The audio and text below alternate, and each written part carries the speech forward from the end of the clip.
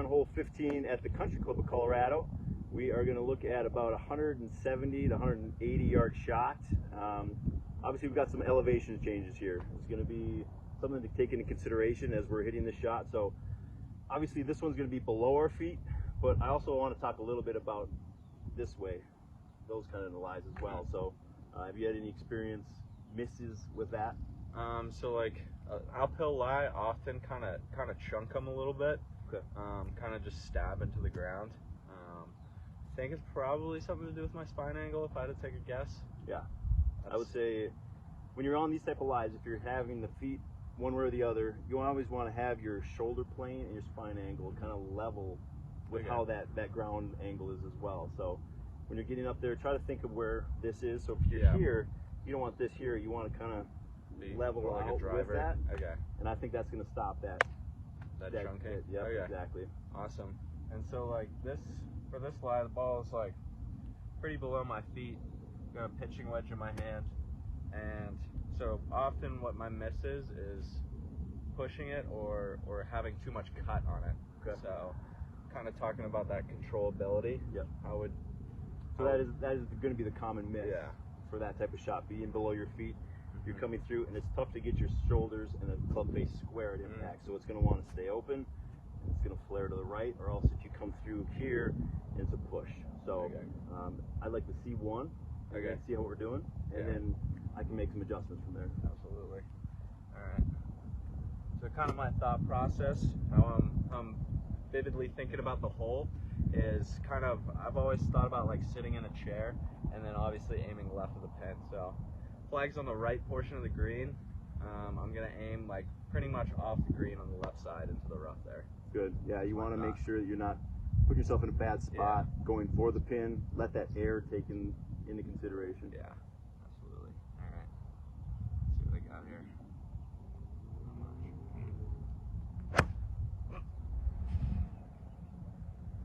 So, being that was a little bit chunky, I saw the head movement there. So the vertical, you were down here, and that's another tough part about that lie, because when you come back up, your body naturally wants to raise up, and then you came back down too far. So think about where your head is as well. Okay. Try to keep that consistent. So if you're down here, think about just coming back straight, coming back through, and even get a couple more practice swings in for that. Yeah. But all in all, I think it's going to be an easy fix for you, a much easier fix. So awesome. Let's try another one. I would definitely club up a little bit. Club up, okay. I mean, that's an aggressive play with a pitching wedge at 170, 180, especially on that type of lie. So let's club up to maybe more of a 9. Yeah, I think that'd be a good play. Yeah, awesome. But any other questions about that? Does that make sense with the head movement? With the head, yeah, because that's something I've always kind of struggled with. Even just in my full swing, I kind of get my head down too low. Sure. Oftentimes, so kind of just feeling like I'm just rotating. More that turn, right? So yeah, that does make a lot of sense. Let's move on to another hole and see what that has in store for us. Sweet. Ball below my feet once again. This time it's out of some tough grass here. We're not hitting fairways right now, so we're going to address that next lesson. But back in 2001, Ernie Els taught me this trick. Yeah, that's real. So when you get up to this ball, same thing. Get some good practice swings in. Obviously, you're not in a hazard, so you can take those practice swings, ground the club a little bit, but just get a feel for where the ground is in relation to the club head. Okay. How much you need to get down on it, but keep that head level again. But all in all, you're a better player. You should be able to navigate this, but try to feel like it's coming across the ball a little bit more, especially in this thicker lie, because if you think about thick lies and the grass and the fescue, you're bulldozing all those grass blades to get to that ball. But if you're coming at it like an angle, or like a hot knife through butter, you're going to be able to get that better ball contact on this type of shot. But all in all, the lie isn't bad. You can see the ball. You got some open area behind you where you can get some good ball contact. But you got two options too. The punch out, or do you want to try to advance it as far as you can, or even try to go for the green? So, what are your thoughts here? Yeah, so kind of looking at the hole, and from past experiences, usually I do all right out of these type of lies. So I got a 56 to kind of punch it out short of the water, and then I also got a 5-iron because we're about 290 out to get onto the green. So yeah,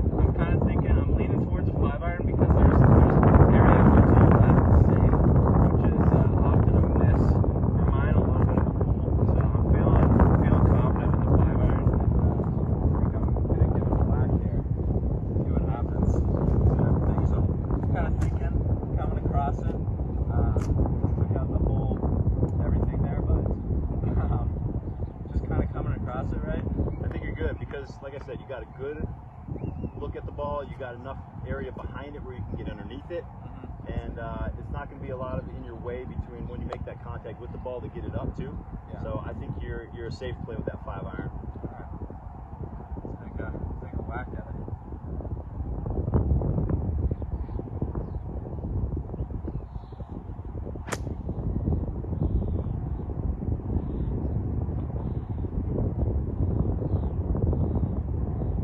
Yeah. Not in the water, which is good. A little bit left of the green. Hopefully an easy up and down, but I think it was the right choice. I agree. I think if I punched down, I would have had to deal with the water again.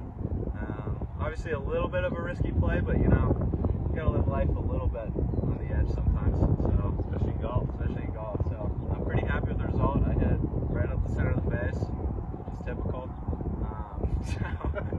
Yeah, let's get into the lesson. The 17th hole, we're gonna kind of be talking about another sort of ball below the feet lie. This time in the bunker.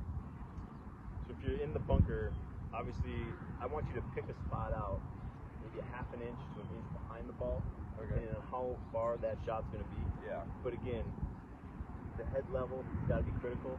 None of this up and down, even lateral movement. We don't want to see a lot of that. It's mainly staying on your spine angle, making that turn, and then splashing the sand. Just really getting underneath it. Okay. Don't be shy with it either. Don't try to pick it clean. Pick that spot out, and then forget about the ball. Focus in on that spot, and then get that splash going. Yeah, because that's one thing I kind of struggle with is oftentimes what I'll do is leave it in the bunker on this lie because I'm scared. And I think it's probably a little bit to do with that head movement as well. I kind of dip down and then just the club digs into the sand. Gotcha. So I think I'm gonna really focus on keeping that head. Not grounding your club, but getting in there, simulating that lie, and getting that practice swing. And I like this option too because you can see your shadow here, and you can see where that head movement is happening. If you see this, then you got to just really focus in on that. Or if you see the up and down, you can see your shadow. So you can drill even on the range too. On the range, just kind of focus on my shadow. Correct. I've never done that, so. So like your head is here. Yeah. You can put a ball here, here, and here on all three sides of it. A lot of people that struggle with that lateral and vertical movement, keep it centered, keep it steady, and then as you bring that club back, try to keep that head as level as possible. All right, perfect. Well, let's try a shot here. Yeah, really. See what? So I want to be like even wider, you think, than a typical bunker shot, or? Yeah, for sure. I mean, you got to get down there. The narrow stance isn't going to allow that. You're going to have too much spine angle going down this way. So wider the stance, you're obviously going to feel yourself get lower, and then just make sure you can see that head. Yeah, absolutely. See what happens there.